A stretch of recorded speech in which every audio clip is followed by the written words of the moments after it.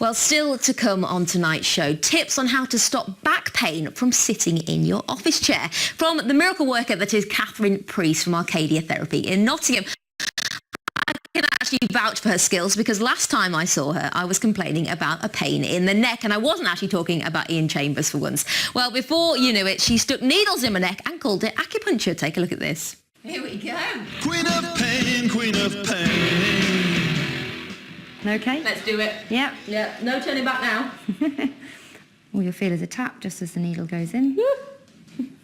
And then I'll just move it around a little bit just to get into the right place. Oh, that feels strange. Yeah? That's what most people say. So we're stimulating a sort of micro-inflammation to get the healing going in these muscles and increase the circulation. Oh, there you go. You catch that? That was a twinge and a half. Yeah, and that's automatic. That's the muscle releasing. So the science has started to catch up. It's still not, there's still so many questions to ask, but certainly this is medical acupuncture, what I'm doing. That's what I've been trained in, rather than the Chinese one, which is all the meridian lines and connecting to the bladder and so on.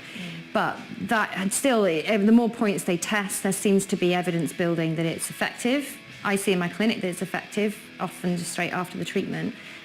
So it's definitely a tool that's becoming more used. So is this a fast fix then for neck and back pain?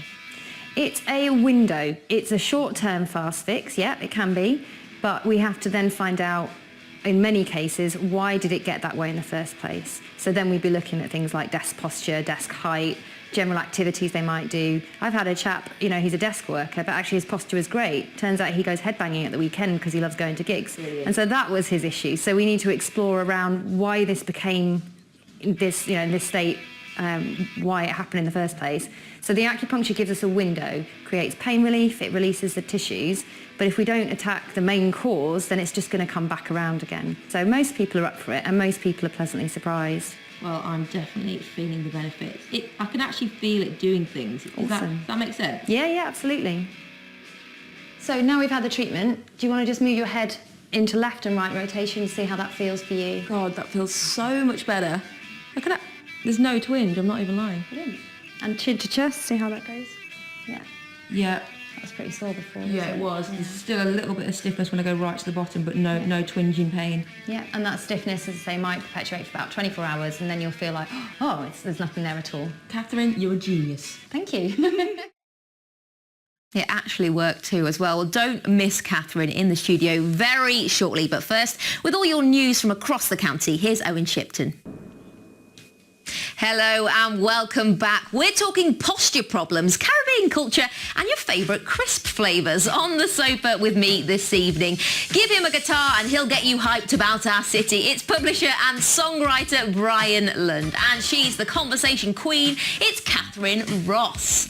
Now let's get cracking, because there's nothing worse than being stuck at your desk on a work chair with a bad back and a dull ache in your derriere, is the guys. We've all been there. We have all been there. So what can you do to stop problematic pains when sitting on the office chair? Well, Kathryn Priest from Arcadia Therapy joins us now on the wheelie chair. Are these worse, Kathryn, the wheelie chairs? No particular chair is worse than any other.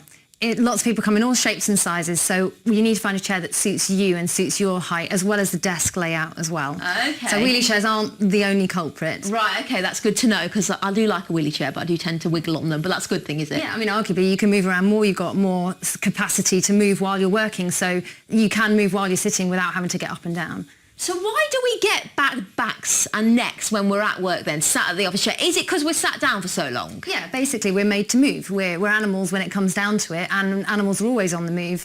And so it's not natural for us as animals to be sitting for so long, especially in a sustained posture. So movement is the best way to alleviate that and to stop it coming on. But sometimes that's just not possible in the work environment. That's the tradition and the society structure we've got at the moment. So can you show us then some easy moves almost that we can do sat at our desk? I want you guys to practice as well. We'll all do it, because is it a bad thing to cross your legs? We'll start from the beginning. Okay, let's start from the beginning. I like to sort of say it's all about the base, as they say. So the base is your pelvis. You could have told me that before, we would have got the tunes on. Got the tunes on. So it's all about the pelvis. So if you pop your hands on your hips and you find your hip bones at the front there, okay? So I've got a handy pelvis here. Oh, so once you prepared earlier, here we go. So this is the pelvis from the side, and you can see these are the hip bones you can feel here. If you just go into a slouch position, Can you feel they drop back? Yeah. Okay, what you'll also feel underneath your bottom, if you slide your hand under there, as you drop back, you'll feel the bony bit of your sitting bone will also just tip forward as you slouch back. Yeah. And what that means is that the load of the spine is not going straight through your pelvis into those sitting bones, it's tipping back, and so the load goes through your sacrum. Excuse me? Sacrum being the Right. back of your pelvis. Okie there. So dokie. this bit between the bottom of your back. So if the load goes through there, then the muscles at the lower back are going to be loaded up, more load than they're used to carrying. Right. So basically we're altering the position of the spine and the curvature of the spine by slouching. So the best thing that people can do to start in their desk posture is to find their sitting bones and sit vertically on them. To get a good wiggle, basically, when you... And then once you are sitting on your sitting bones, you can feel that gravity is going straight down there. Then you find a chair that supports your back in that neutral position. And you'll find when your pelvis is in this neutral position, it's kind of hard to slouch. It feels like you don't need to because your pelvis is in a good position.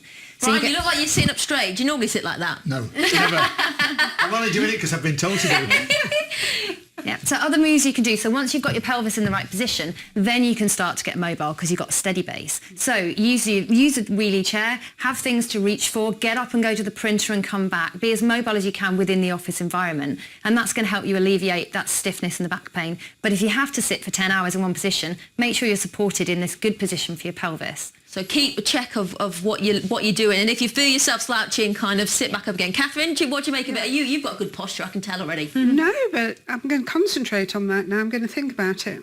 There you go. We've learnt something today. Thank you. Thank you ever so much for coming in. Kathryn with a K.